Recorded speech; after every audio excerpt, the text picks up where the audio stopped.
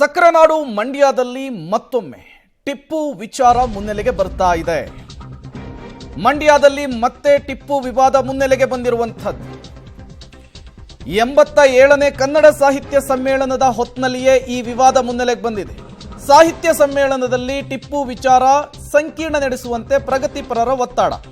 ಟಿಪ್ಪು ವಿಚಾರ ಸಂಕೀರ್ಣಕ್ಕೆ ಹಿಂದೂ ಸಂಘಟನೆಗಳು ವ್ಯಾಪಕ ಆಕ್ರೋಶವನ್ನು ವ್ಯಕ್ತಪಡಿಸುತ್ತವೆ. ಡಿಸೆಂಬರ್ 20ರಿಂದ 3 ದಿನ ನಡೀತಾ ಇದೆ ಕನ್ನಡ ಸಾಹಿತ್ಯ ಸಮ್ಮೇಳನ.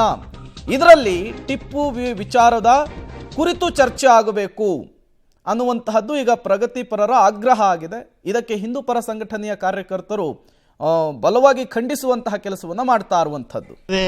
ಇನ್ಯಾರೋ ಹೇಳ್ದ ಅನ್ನೋದು ಮುಖ್ಯ ಅಲ್ಲ. 1802ರಲ್ಲಿ ದಯವಿಟ್ಟು ನಿಮಗೆಲ್ಲರಿಗೂ ಮೊಬೈಲ್ ಇದೆ, ಕೇಂಬ್ರಿಡ್ಜ್ ಯೂನಿವರ್ಸಿಟಿಯ ವೆಬ್ಸೈಟ್ಗೆ ತೆಗೆದು ನೋಡಿ. A journey from Madras through the countries of Mysuru. ಏನೋ ಮಂಡ್ಯ ಹೇಳಿ ಕೇಳಿ ಅಪ್ಟ ಕನ್ನಡಿಗರೇ ಹೆಚ್ಚಾಗಿರ್ತಕ್ಕಂಥ ಜಿಲ್ಲೆ. ಈ ಜಿಲ್ಲೆಯಲ್ಲಿ ಕನ್ನಡ ಸಾಹಿತ್ಯ ಸಮ್ಮೇಳನ ನಡೀತಿರ್ತಕ್ಕಂಥದ್ದು ನಮ್ಮೆಲ್ರಿಗೂ ಖುಷಿ ಕೊಡೋಂಥ ವಿಚಾರ.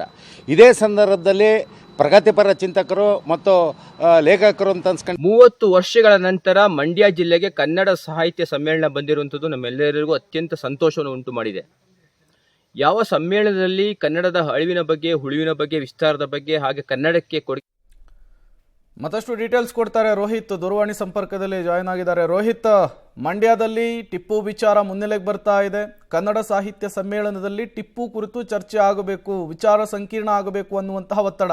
ಏನೆಲ್ಲ ಬೆಳವಣಿಗೆಗಳಾಗ್ತಾ ಇದೆ? ಹಿಂದೂಪರ ಸಂಘಟನೆಯ ಕಾರ್ಯಕರ್ತರು ಹೇಗೆ ಅಪೋಸ್ ಮಾಡ್ತಾ ಇದ್ದಾರೆ ಅಂತ ನಡೀತಾ ಇರುವಂತದ್ದು. ಈ ನಿಟ್ಟಿನಲ್ಲಿ ಈ ಒಂದು 87ನೇ ಕನ್ನಡ ಸಾಹಿತ್ಯ ಸಮ್ಮೇಳನದಲ್ಲಿ ಟಿಪ್ಪು ಸುಲ್ತಾನ್ ಅವರ ಬಗ್ಗೆ ಏನು ಸಮಗ್ರವಾಗಿ ವಿಚಾರ ಸಂಕಿರಣವನ್ನ ಮಾಡಬೇಕು ಅಂತ ಹೇಳಿ ಪ್ರಗತಿಪರ ಚಿಂತಕರಾಗಿದ್ದಂತಹ ಜಗದೀಶ್ ಕೊಪ್ಪ ಅವರು ಆಗ್ರಹ ಮಾಡ್ತಾ ಇರೋದು. ಯಾಕಂತಂದ್ರೆ ಮಂಡ್ಯ ಮತ್ತೆ ಮೈಸೂರು ಭಾಗಕ್ಕೆ ಸಾಕಷ್ಟು ಕೊಡುಗೆಯನ್ನ ನೀಡಿರುವಂತದ್ದು. ಓಕೆ, ಥ್ಯಾಂಕ್ ಯು ರೋಹಿತ್ ತಮ್ಮೆಲ್ಲ ಮಾಹಿತಿಗಾಗಿ.